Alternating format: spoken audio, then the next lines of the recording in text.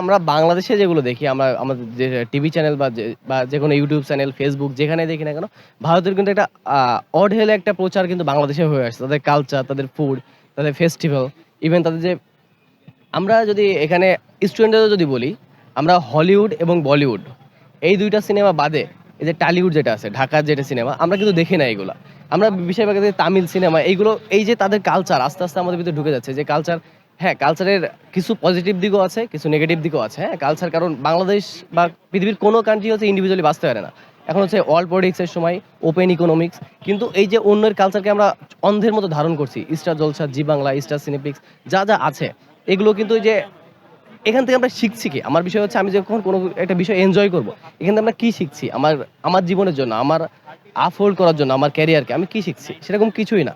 ওরা নিজেদেরকে খুব ভাবের উপরে থাকে, অ্যাজ ইফ ওদের বন্ধ করে আমাদের খুব বড় লস হয়ে যাচ্ছে।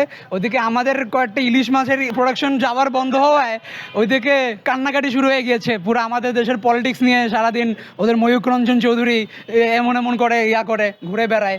ঠিক আছে, লস কার হচ্ছে এটা খুব ভালো মতোই দেখা যাচ্ছে। আমাদের সাথে চায়না আছে, আমাদের ডক্টর মোহাম্মদ ইউনূসের জন্য দেশের আশেপাশের আরও অন্যান্য অনেক ফরেন সাপোর্ট আমাদের আছে। কিন্তু ইন্ডিয়ার কার আছে? ইন্ডিয়াকে আস্তে আস্তে পুরো বিশ্বের সামনে চায়না তো অলরেডি ওদেরকে দেখতেই পারে না, এবং আশেপাশে অন্যান্য দেশকে ওরা নিজেদের শত্রু বানিয়ে দিচ্ছে। আমাদের দেশে ভারতের গান বাজনা সিনেমা সবই চলতেছে, কিন্তু আমরা হচ্ছে কিন্তু আমাদের কোনো কিছু ভারত দেখতেছে না।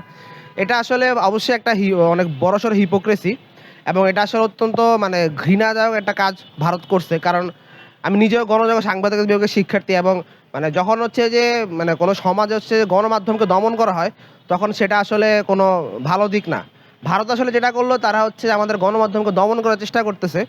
এখন আমাদের দেশের ব্যর্থতা হচ্ছে আমরা সেই ভারতীয় সংস্কৃতি থেকে বের হতে পারতেছি না। আমাদের নিজস্ব সংস্কৃতিকে আমরা ওরকম বা নিজস্ব সিনেমা নাটক বা ইন্ডাস্ট্রিকে আমরা ওরকম শক্তিশালী করতে পারতেছি না, যার কারণে আমরা হচ্ছে যে আমরা ভারতের বিভিন্ন সিনেমা দেখি, আমরা শাহরুখ খানের মুভি দেখি, আমরা এখনও বলিউডের গান শুনি।